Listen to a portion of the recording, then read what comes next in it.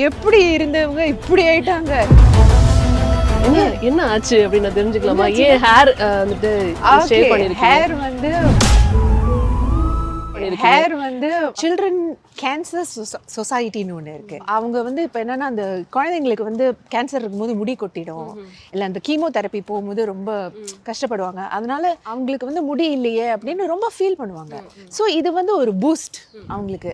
நாங்கள் சப்போர்ட் பண்ணுறோம், ஓகே, உங்களுக்காக நாங்கள் வந்து எங்கள் முடியை கொடுக்குறோம். ஸோ பாருங்க, நாங்களும் மொட்டை தான். முடியை வச்சு அவங்க ஏதாவது பண்ணுவாங்க, லைக் விக்கோ ஏதோ ஒன்று பண்ணி அவங்க கொடுப்பாங்க. ஸோ அந்த மாதிரி இது வந்து வருஷத்தில் ஃபியூ டைம்ஸ் நடக்கும், டொனேஷன் டிரைவ் மாதிரி. அதில் நீங்கள் வந்து முடியை வந்து கொடுத்துட்டு அப்புறம் நீங்கள் வந்து டொனேஷனுக்கு நீங்கள் வந்து அப்பீல் பண்ணலாம் பப்ளிக் கிட்ட. ஸோ அவங்க வந்து காசு டொனேட் பண்ணாங்கன்னா நமக்கு வராது, நேராக சொசைட்டிக்கு போகும். ஸோ அந்த மாதிரி இந்த வருஷம் நான் போனப்போ ஒரு நினைக்கிறேன் 8000 பேரும் என்னமோ கொடுத்தாங்க. ஸோ நானும் வந்து எனக்கு வேண்டுதலும் இருந்துச்சு. ஸோ நான் ரெண்டும் ஒன்றா கிளம்ப் பண்ணிவிட்டு நான் கடவுளை சொன்னேன், கடவுளே நான் வந்து வேண்டியிருக்கேன், ஆனால் உங்கள்கிட்ட கொடுத்து அது குப்பை தொட்டிக்கு போகிறதுக்கு நான் வந்து இந்த சொசைட்டியில் நான் கொடுத்துட்றேன், அது அவங்களுக்கு யூஸ் ஆகும்ல. ஸோ அந்த மாதிரி பண்ணிட்டோம். ஆக்சுவலி இது வந்து ரொம்ப ஒரு பிரேவான ஒரு மூவ்.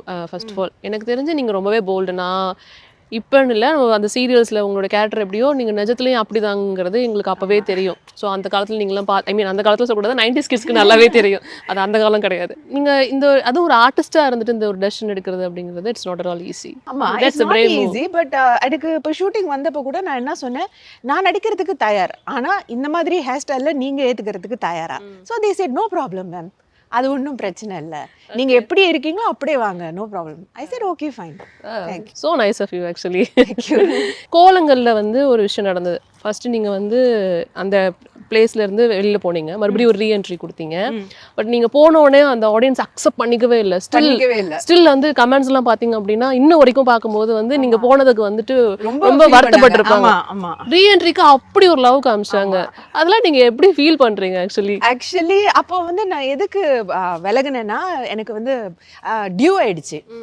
ஸோ அதனால வந்து பெரிய வயிறு வச்சுக்கிட்டு நடிக்க முடியல, அண்ட் ட்ராவல் பண்ண முடியாது. ஒரு குறிப்பிட்ட மாதத்துக்கு அப்புறம் ஃப்ளைட் எடுக்க முடியாது. So I had to leave. 5வது மாதத்தில் நான் வந்து கிளம்பிட்டேன், சிங்கப்பூர் வந்துட்டேன்.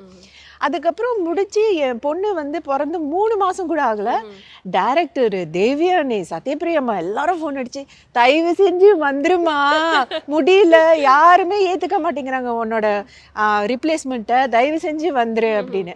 அப்போ நான் வீட்டில் சொன்னேன், அப்போ அவங்கெல்லாம் இவ்வளோ டிமாண்ட் இருக்கு, உன்னை ரொம்ப பிடிச்சி போயிடுச்சு அந்த கேரக்டரில், அதனால நீ இப்போ குழந்தை தானே, நான் பார்த்துக்கிறேன் அப்படின்னு சொல்லிட்டாங்க. ஸோ இமிடியேட்டாக 3வது மாதம் அவள் 3 மாதம் இருக்கும்போது நான் போயிட்டேன் திரும்ப. ஸ்டில் நீங்கள் திருச்செல்வம் சார் கிட்ட, தேவயானி மேம் கிட்ட எல்லாம் பேசிட்டு இருக்கீங்க.